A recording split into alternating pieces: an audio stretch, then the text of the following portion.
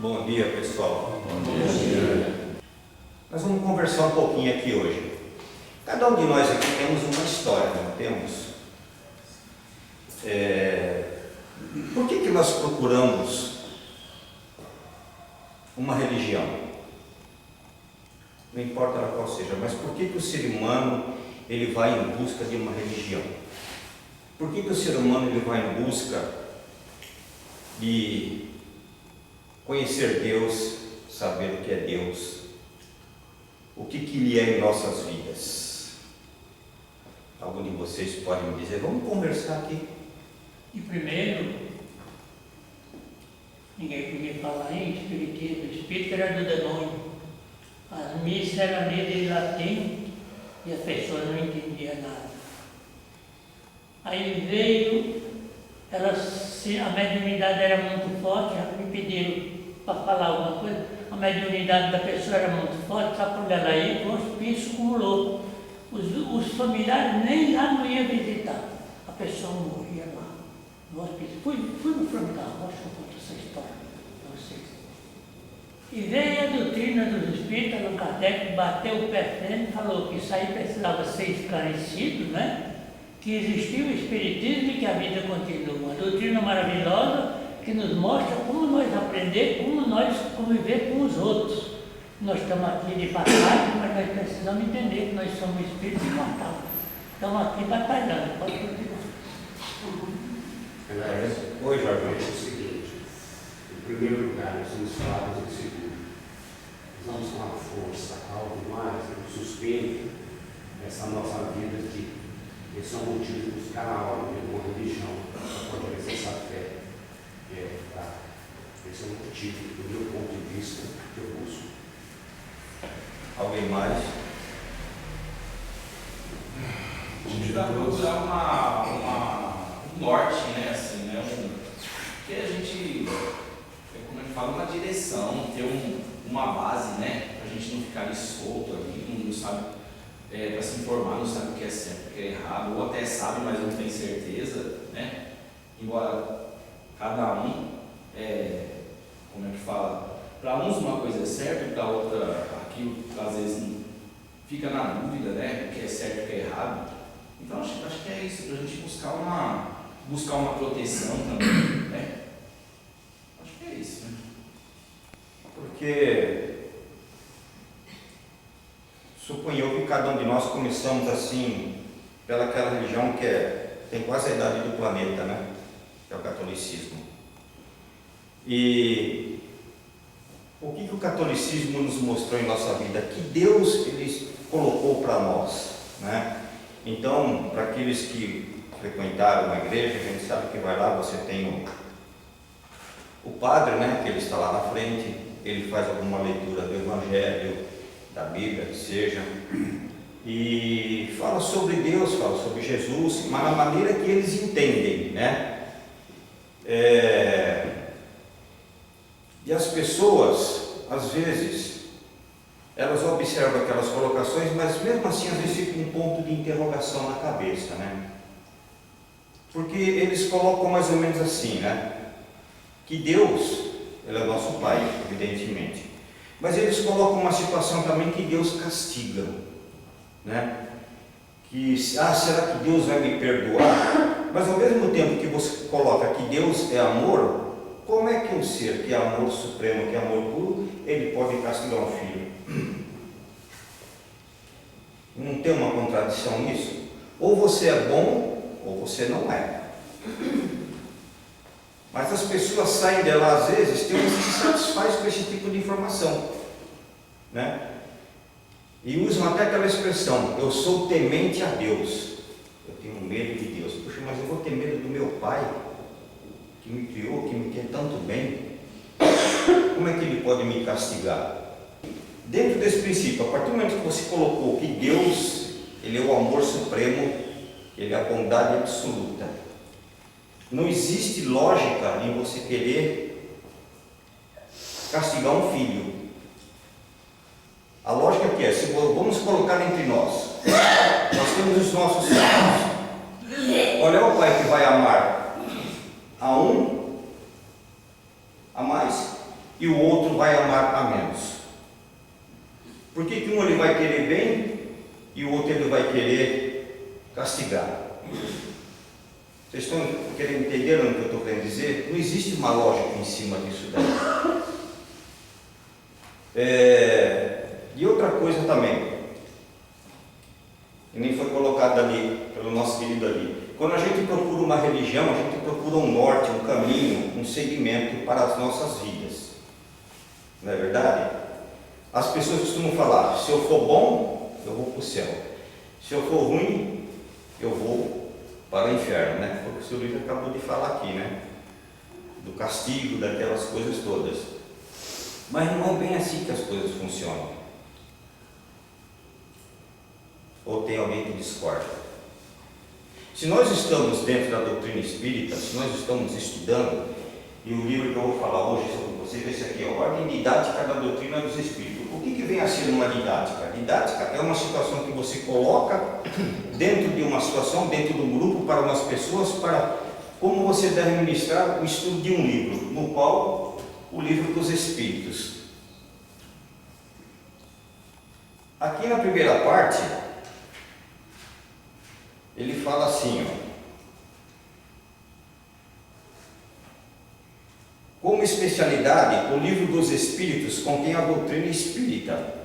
Como generalidade, prende-se à doutrina espiritualista, uma de cujas fases apresenta. Aí, vindo aqui no outro capítulo, ele fala assim, ó, a convicção não se impõe. O que é uma convicção? É você ter convicção naquilo que você acredita. Eu não posso impor uma convicção a vocês. Essa convicção vocês que têm que ter, de acreditar. É esse o caminho que eu quero, é isso que eu quero, é isso que eu aceito. Aí ele pede para vir aqui no Livro dos Espíritos, no item 841, vamos ver o que Kardec pergunta para os Espíritos. Aqui, ó. Nós temos muitas religiões, né?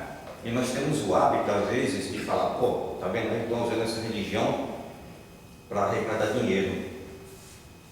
E se a gente voltar lá atrás, Jesus disse assim, ó, haverá muitos cristos e falsos profetas, e muitos falarão em meu nome e muitos serão enganados.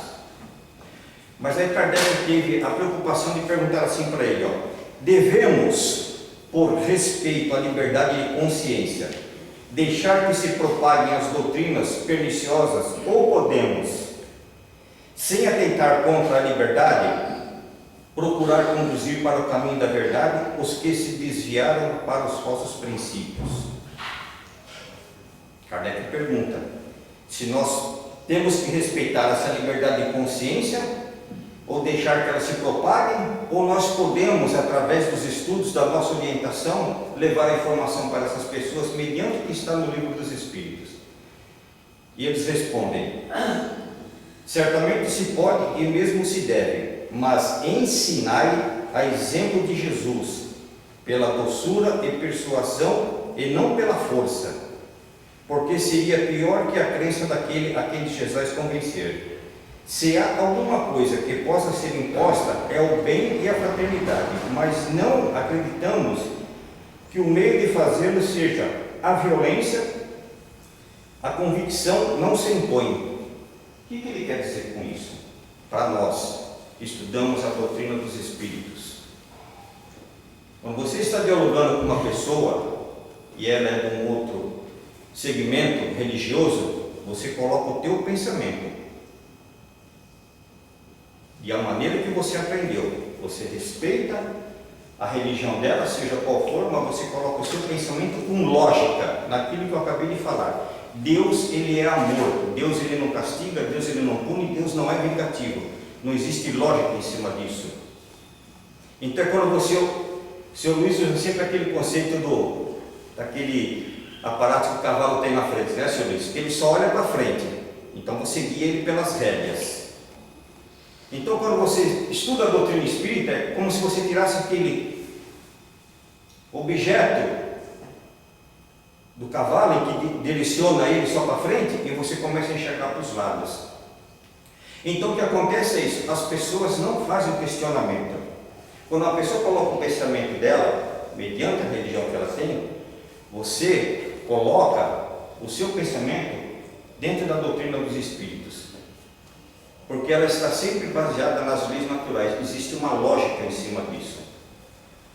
Uma vez eu vi um cidadão falando na televisão com a Bíblia na mão: a vingança pertence a Deus. Como a vingança pertence a Deus? A vingança é um tom tão mesquinho, uma coisa tão baixa. Ao mesmo tempo você fala lá em cima que Deus é amor, ao mesmo tempo você está falando que Deus é vingativo, que a vingança pertence a Ele. Não existe lógica em cima disso daí. Você está se contradizendo nas próprias palavras. Perfeito? Na minha visão, a palavra castigo, como em muitas palavras que as religiões colocam na lei de Deus, ela foi criada pelo homem. O castigo é o pai que castiga o filho, é aqueles reis antigamente que castigavam os seus servos.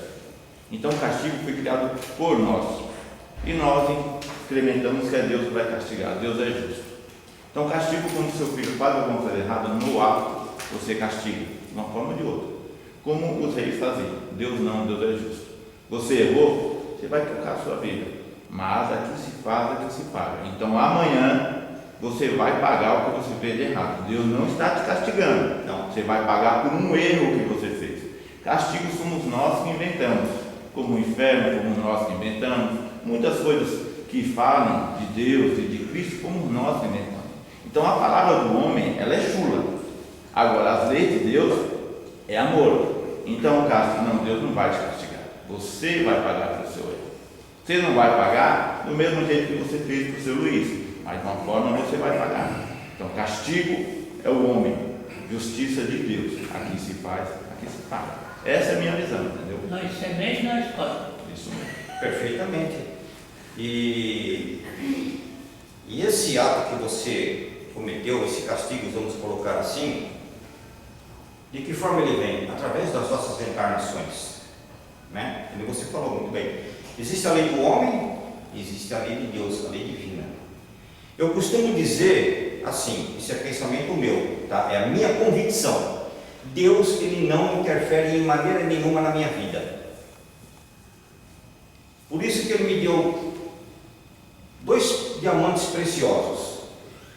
Primeiro, a inteligência, para que a gente desenvolva da melhor maneira possível.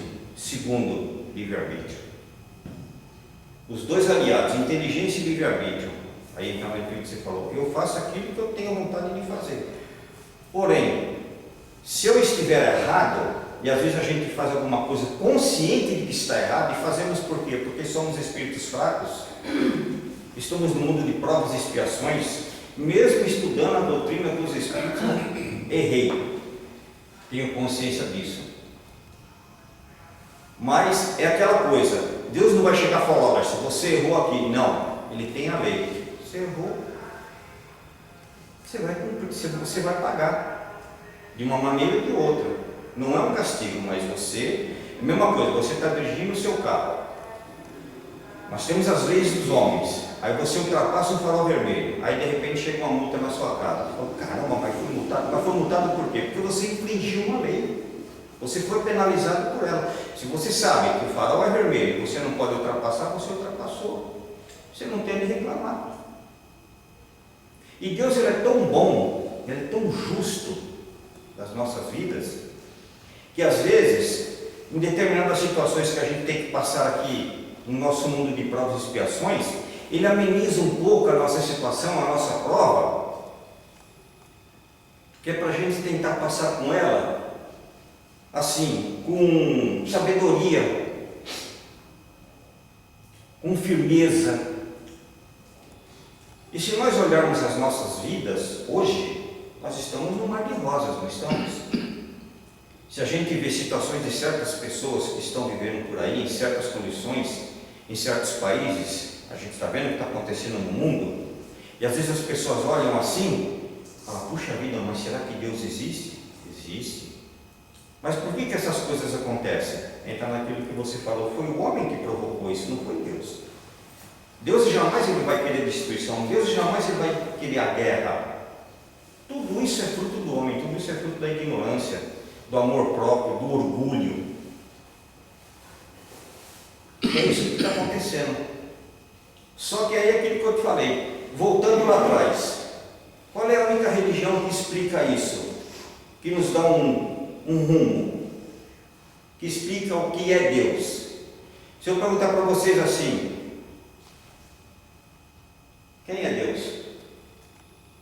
O que é Deus? Não, estou perguntando quem é. O Supremo. Hã? Todas as coisas. Se eu perguntar quem é, você vai falar assim, Deus é meu pai. Não é assim? É. Quem é seu Luiz? É meu amigo. Supremo, Quem é o seu Zé Jorge? todas as coisas. Né? Quem é o seu Zé Jorge? Quem é a Roseli? Mas se eu perguntar o que é o seu Luiz, o que vocês vão dizer sobre ele? Eu não sei, não ando junto com ele. Essa é a diferença. E você se perguntar quem é Deus? Deus é meu Pai. O que é Deus? Quem estuda o livro dos Espíritos aqui? Deus, inteligência suprema. Causa primária, todas as coisas. Está vendo aí? Como ele estuda? Vocês têm que estudar. Por isso nós vamos falar desse livro aqui. Ó. Aí no segundo capítulo ele fala assim, ó, o homem que julga infalível a sua razão está bem perto do erro. O que ele quer dizer com isso? Não tem aquele que bate o pé com convicção, não, eu estou certo, essa é a minha convicção, isso tem que ser dessa maneira. Muitas das vezes ele pode errar. Aí está um capítulo aqui no livro dos Espíritos. Eu gosto desse livro aqui, é fabuloso, é o que vocês têm que ter ele na cabeceira, estudar constantemente, é o que nós fazemos aqui. Ó, eu vou ler só um trechinho que tem muita coisa aqui, ó. Repetimos ainda que se os fatos de que nos ocupamos estivessem reduzidos ao movimento mecânico dos corpos, a pesquisa da causa física do fenômeno seria do domínio da ciência. O que ele quer dizer com isso? A ciência lida com fatos que ela pode ver. Correto? Se eu pegar e puxar essa mesa aqui, ó, eu fiz um movimento.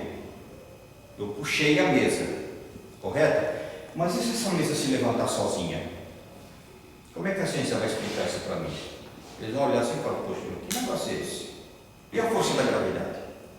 Aí ele continua. Mas desde que se trata de uma manifestação fora do domínio das leis humanas, o que é a lei humana? Eu puxei aqui, não é uma lei de atração, de puxar, esforço físico. Mas quando ela levanta, ela se levita, ela fica levitando, ela está fora das leis humanas. Aí a ciência fala, pô, mas como é que pode isso? Como é que pode um objeto desse aqui, que pesa, vai 30, 40 quilos, de repente ficar flutuando? Como é que eles vão explicar? Eles não têm essa explicação. Aí ele continua, escapa a competência da ciência material, porque não pode ser explicada por números, nem por forças mecânicas. Quando surge um fato novo que não se enquadra em nenhuma ciência conhecida, o sábio, para estudar, deve fazer abstração de sua ciência e dizer a si mesmo que se trata de um estudo novo e que não pode ser feito através de ideias preconcebidas. Mas o que às vezes acontece? O orgulho não deixa. Aí entra naquela, né? Eu tenho certeza, não é dessa maneira, tem que ser assim. Mas como tem que ser assim? Você tem que provar.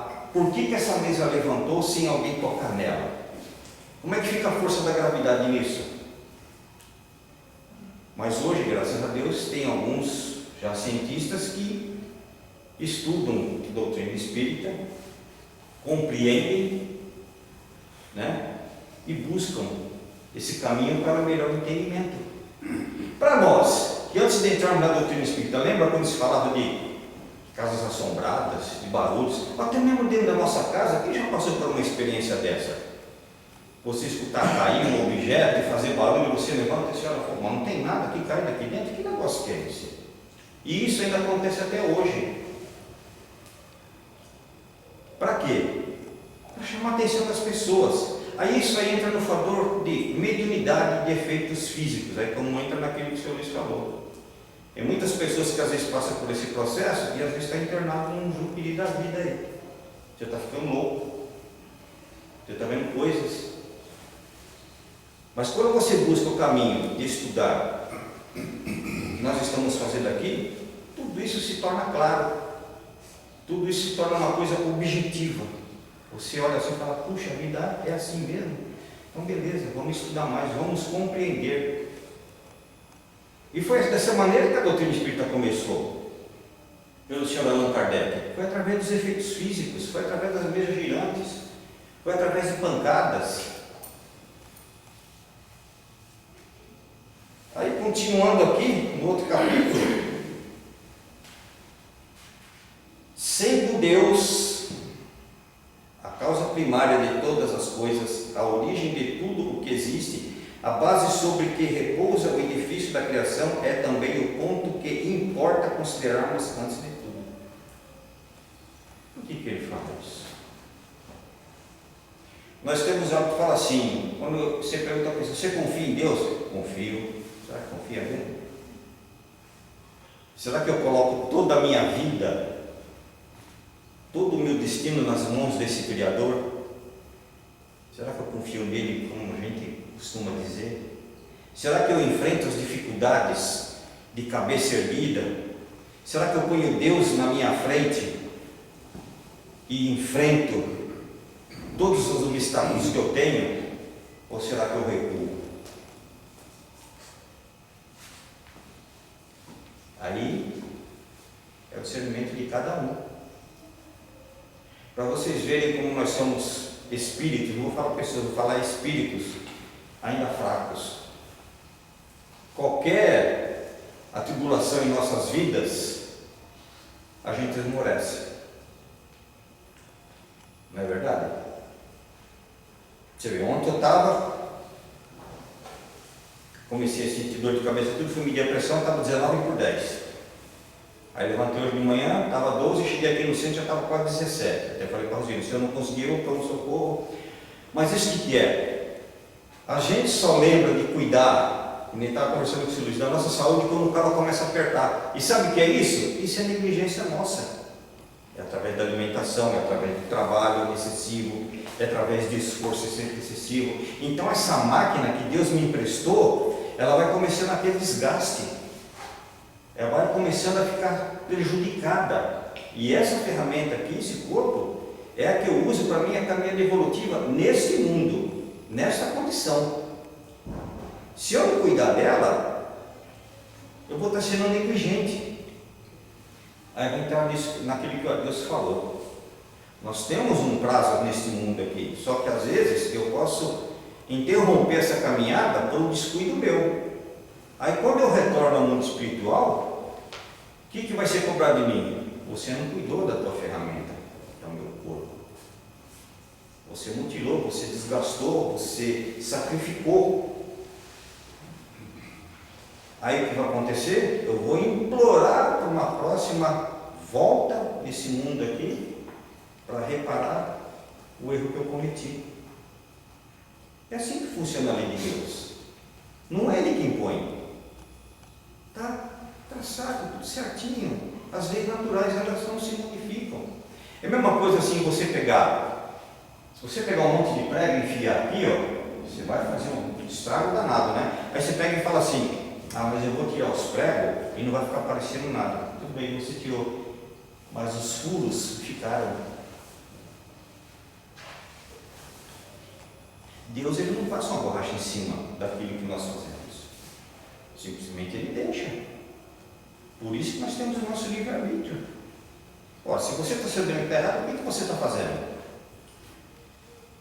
Estava até comentando com o senhor Luiz de uma situação que ele passou, e o Espírito chegou para ele e falou assim, nunca mais você faça isso. Ele nunca mais fez isso até hoje, que foi um alimento que ele comeu e ofendeu o organismo dele. E ele chegou e falou, você nunca mais coloque esse alimento para dentro do seu organismo. E foi o que ele fez. Ele acatou aquela ordem, ele acatou aquilo e falou, puxa vida, que bom essa informação. E às vezes a gente abusa. Alguém quer fazer uma colocação? Mas, com licença, mas essa justiça aí, que suposta justiça, é tudo aprendizado. Você Sim. cometeu erro agora, na próxima encarnação você vai pagar esse erro. Mas esse erro, esse suposto castigo é um aprendizado, você vai estar sempre aprendendo. Então não tem esse castigo aí dessa forma. Porque se nós olharmos na escala da evolução, nós somos crianças saindo do berçário. Quem garante para nós que esse aqui é o primeiro planeta que nós encarnamos nessa forma humana? Não sei. Quantas encarnações nós já tivemos? Quantos erros nós já cometemos e ainda continuamos cometendo? A evolução é assim, tem uns que conseguem um passo maior, tem uns que conseguem um passo menor e tem uns que estacionam. A liberdade é de cada um. Numa outra parte ele fala assim: os espíritos estão por toda parte. Aqui está povoado de espíritos. Ou vocês acreditam que os espíritos estão só aqui dentro da casa espírita e não tem lugar nenhum? Alguém aqui assistiu o filme do Divaldo? Assistiu? Aquela parte que eles sobem num bonde, num trem, não lembro? E está lotado. O Divaldo, você vai sentar? Não, mas está lotado o trem. Está lotado de espírito. Aí vocês falam, pô, mas como lotado de espírito? São cidadãos que passaram para a vida espiritual, deixaram esse corpo físico aqui, ó. No pensamento dele, dentro da mente dele, ele continua pensando como se ele estivesse indo para o trabalho, indo para a escola, indo fazer qualquer atividade na vida dele, porque ele não se deu conta que esse corpo aqui, ó, foi embora e ele continua andando. Vocês estão vendo como que é a lei de Deus? Vocês estão vendo a importância da doutrina dos Espíritos em nossas vidas, nas vidas das pessoas? Vocês estão vendo por que essa doutrina veio para este planeta, para este mundo de provas e expiações? Ela não veio apenas aqui, para nós aqui, onde ela cresceu. Você vê que ela nasceu na Europa. A gente vai ver que na Europa, nessa época aí, eram os maiores pensadores que estavam lá, né? Espíritos, né? Já um pouquinho assim, na parte da literatura, do conhecimento, do pensamento. Então, houve a necessidade da doutrina espírita nascer lá justamente por causa disso, da cultura, do desenvolvimento. Evidentemente, aí ela começou a se expandir. E a função dela é se expandir para o planeta. No livro na Revista Espírita, há um trecho que diz: a doutrina espírita ela veio para reformular o planeta. Aí vocês imaginam assim a responsabilidade que nós temos em nossas mãos. Voltando lá atrás naquele outro capítulo em que eu falei das religiões. Porque se nós estamos aprendendo aqui, eu não estou aprendendo para guardar para mim. Eu tenho que levar para as outras pessoas, desde que ela aceite aquilo que eu vou falar para ela. Eu não posso mudar a convicção dela. Mas uma sementinha você vai plantar, porque você vai falar das coisas com lógica, com a fé raciocinada. Aí ela vai ficar pensando, pô, mas será que é assim? Será que é dessa forma? Continuando, vós os tendes de contínuo ao vosso lado, observando-os e sobre vós atuando, sem o perceberes. Olha que coisa interessante. Pois que os espíritos são uma das potências da natureza e os instrumentos de que Deus se serve para a execução de seus desígnios providenciais. Aqui ele está falando dos espíritos, né? Das potências da natureza que são instrumentos de Deus. E nós aqui encarnados, nós somos instrumentos de Deus? Ou só os espíritos encarnados? Somos ou não somos? Somos. Porque se nós estamos estudando a doutrina dos espíritos, eu não estou estudando para guardar para mim, eu estou estudando para levar para as outras pessoas também. Sobre a candeia, não colocais a candeia debaixo da mesa, mas sobre a mesa. O que é a candeia? Uma candeia, seu Luiz? Uma lamparina para parede. É do tempo dele. Por que ele fala isso? Que é para todos enxergarem a luz. E o que é a doutrina espírita? É essa candeia, essa luz. Então, se eu estudo, eu não posso guardar para mim.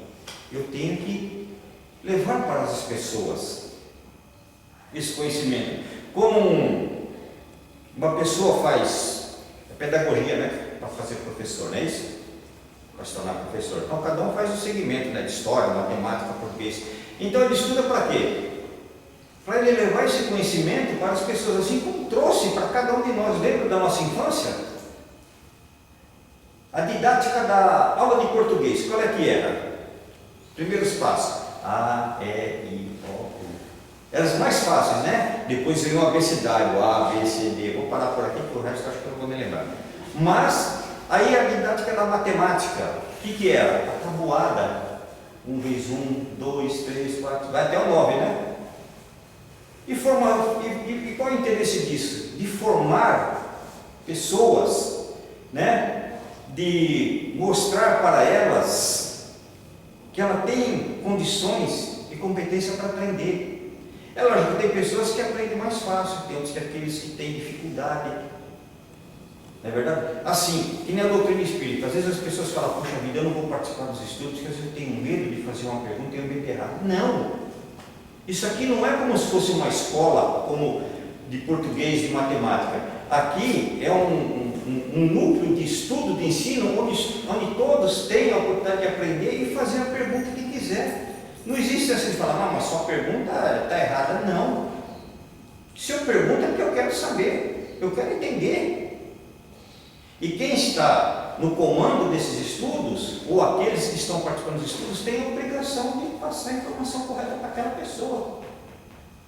Aí veja bem, eu não vou impor uma convicção para ela, mas ela mesma vai ficar assim convicta de falar: puxa, o que vocês estão falando está correto, está certo. É o que está no livro. E fora o que tem em outras literaturas da doutrina espírita. Aí ele pede para vir no livro dos Espíritos. No item 87, Kardec fez uma pergunta interessante aqui também. Os espíritos ocupam uma região circunscrita e determinada no espaço? As moradas da casa do nosso Pai, que é o espaço assim infinito.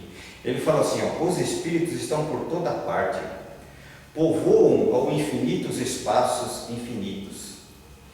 Há os que estão sem cessar ao vosso lado. E agora, hein? Observando-vos e atuando sobre vós, sem o saberdes. Olha que interessante isso, hein? Às vezes nós somos manipulados. Porque os espíritos são uma das forças da natureza, os instrumentos de que Deus se serve para o cumprimento de seus desígnios providenciais. Mas nem todos vão a toda parte, porque há regiões interditadas aos menos avançados. O que ele quer dizer com isso? Existem regiões que são interditadas aos menos avançados. É a mesma coisa assim: eu estou estudando, como vou estar na escola, primeiro ano primário, né? Era assim, né? Hoje em dia eu nem sei mais como que é isso aí. Eu não posso pegar esse ano primário e já pular para a 8ª série do ginásio. Porque eu não estou preparado, eu não estou apto para isso, eu não vou entender nada. Ele se refere aqui à evolução. Ele se refere aqui a muitas moradas da casa do meu Pai, que são esses mundos habitados, cada um no estágio de evolução. A nossa terra é um mundo de provas e expiações, mas existem mundos regeneradores, existem mundos celestes, onde são habitados apenas por espíritos puros. Espíritos de um grau de evolução tão gigantesca que a gente não tem condições de compreender. Mas para que eu possa chegar, para que nós possamos chegar a um mundo desse, nós temos que caminhar muito. Aí entra naquilo que Deus falou: os nossos erros, repararmos os nossos erros, nos tornarmos pessoas melhores, sermos resilientes, termos forças. Mas tem duas coisas que estragam essa nossa caminhada evolutiva: orgulho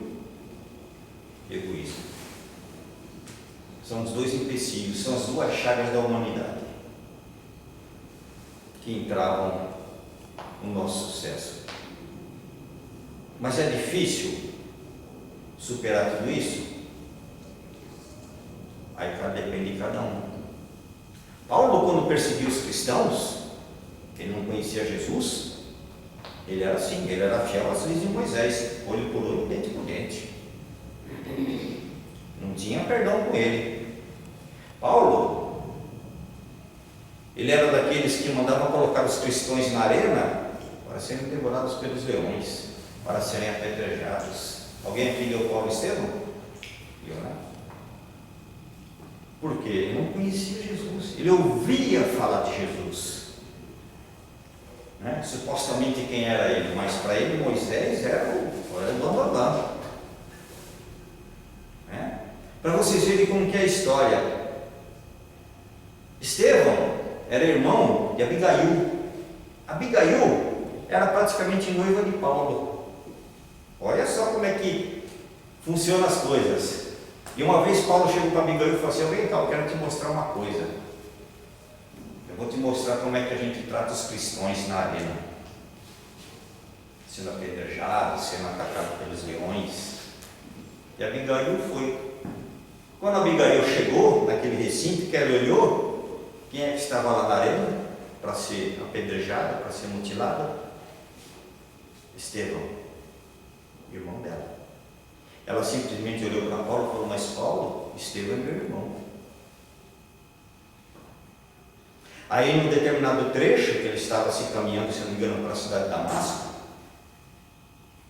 ele foi tomado por uma luz tão forte, tão radiante, que praticamente ele ficou com a vista turva, quase que perdeu a visão.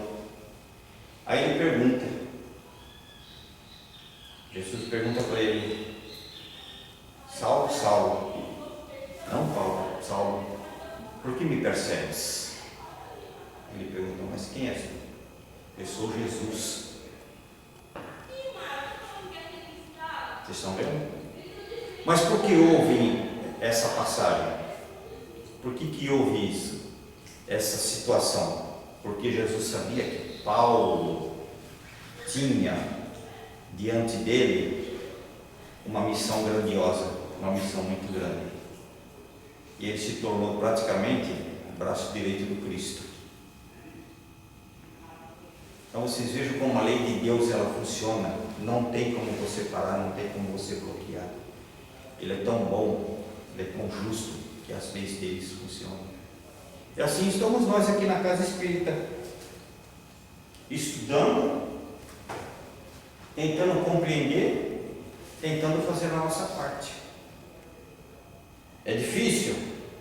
É. Porque nós lidamos com aquilo que eu disse: orgulho e egoísmo. Amarás teu Deus de toda a tua alma e a teu próximo como a ti mesmo. Toda a lei dos profetas se acham contidos nesses 2 mandamentos. Nós sabemos que existem os 10, né? Mas esses são os 2 principais. Amarás teu Deus de todo o teu coração, de todo o teu amor, de todo o teu entendimento, e ao próximo como a mim mesmo. Mas no Evangelho, segundo o Espiritismo,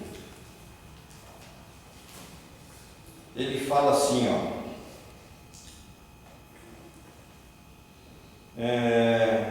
se eu falar a língua dos homens e dos anjos e não tiver caridade, sou como o metal que soa, ou como o sino que tine. E se eu tiver o dom da profecia e conhecer todos os mistérios e quanto se puder saber, se tiver toda a fé e até o ponto de transportar montes e não tiver a caridade, não sou nada. Se eu distribuir todos os meus bens e o sustento dos pobres, e se entregar o meu corpo para ser queimado, se todavia não tiver caridade, nada disso me aproveita. A caridade é paciente, é benigna. A caridade não é invejosa, não obra temerária, nem precipitadamente, não se ensoberbece não é ambiciosa, não busca os seus próprios interesses, não se irrita, não suspeita mal, não folga com a injustiça, mas folga com a verdade. Tudo tolera, tudo crê, tudo espera, tudo sofre. A caridade nunca jamais há de acabar, ou deixem de ter lugar as profecias, ou cessem as línguas, ou seja abolida a ciência.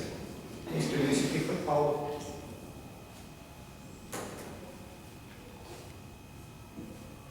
Vocês estão vendo como é difícil a gente falar de caridade? Seja em qual setor religioso que exista nesse planeta aqui, você é caridoso? Não, eu sou caridoso. Mas por que nós entendemos por caridade? Só porque eu vou visitar um asilo, porque às vezes eu estou no farol, o rapaz vem lá jogar no meu para-brisa, eu dou uma moedinha para ele, né? Ou porque eu paguei um prato de comida para uma pessoa. Será que essa é a caridade da qual Paulo se referia aqui? Ou que Jesus se refere? A primeira caridade é conosco mesmo. Vocês sabiam disso? A caridade de manutenção dessa máquina, desse corpo, cuidar dele. Essa é a primeira caridade.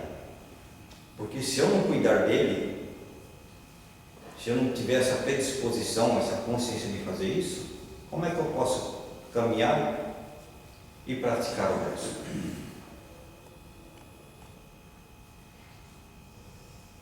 Qual é o sacrifício mais agradável a Deus? O Evangelho.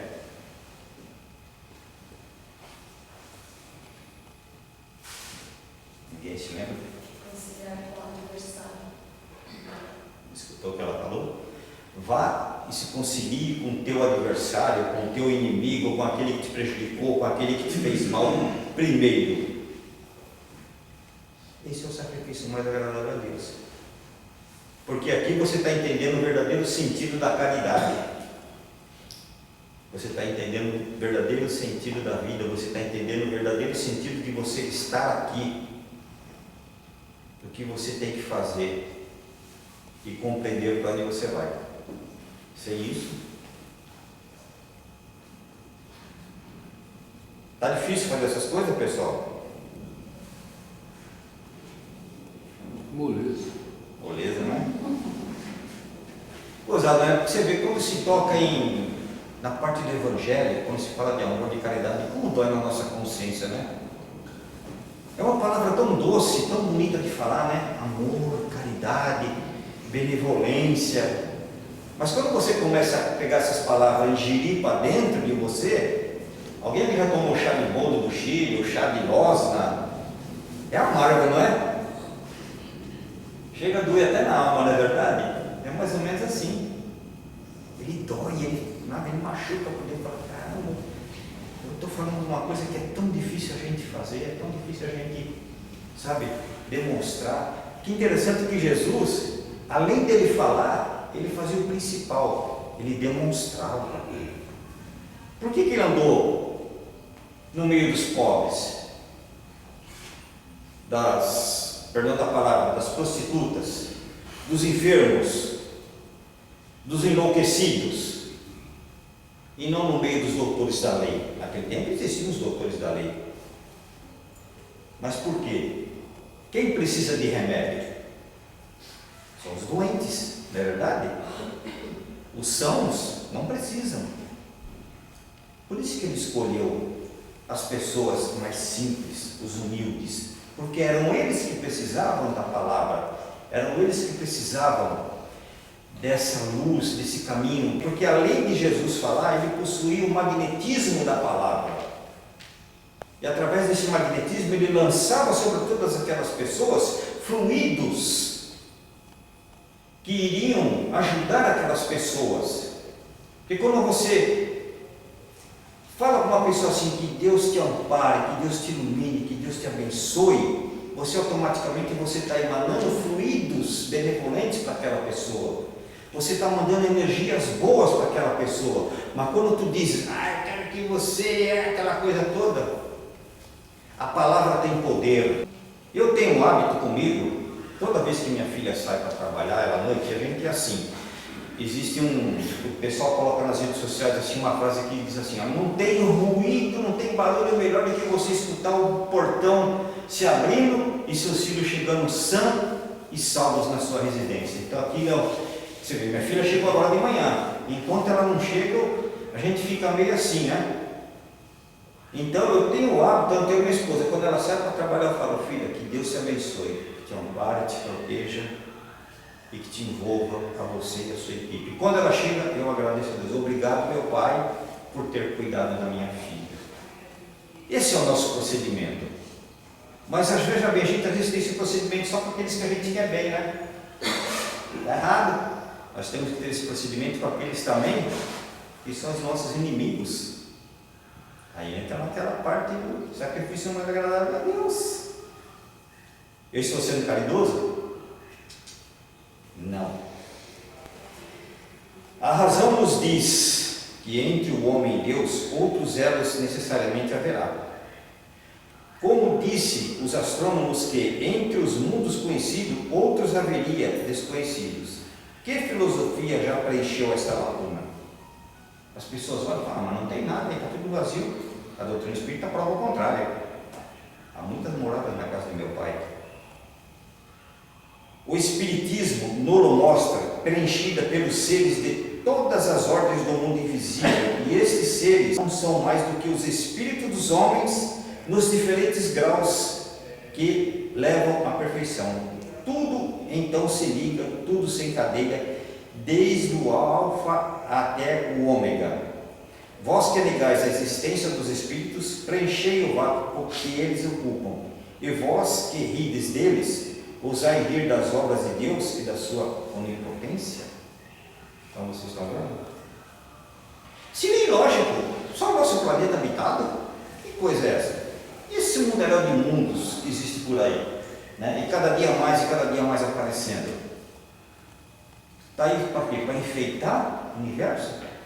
E foi Jesus mesmo que disse, há muitas moradas na casa do meu pai. Ele se refere ao quê? A esses mundos que existem por aí, como o nosso, próprias expiações, mundos ainda que estão ainda na fase primitiva, muito abaixo do nosso, mundo de regeneração, mundos, às vezes outros espíritos que desencarnam, eles vão lá só para dar uma, refazer as suas forças, para depois se preparar para uma nova reencarnação. E os mundos celestes, mundo de espíritos evoluídos, numa evolução tão gigantesca.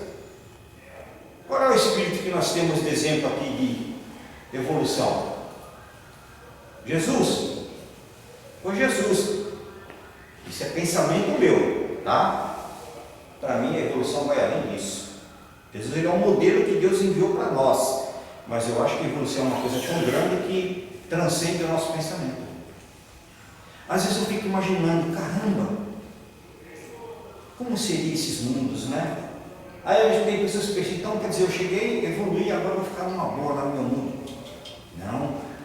Por isso que a própria espiritualidade fala, eles são os ministros de Deus, eles são aqueles que trabalham por esse universo, que ajudam a manutenção desse universo.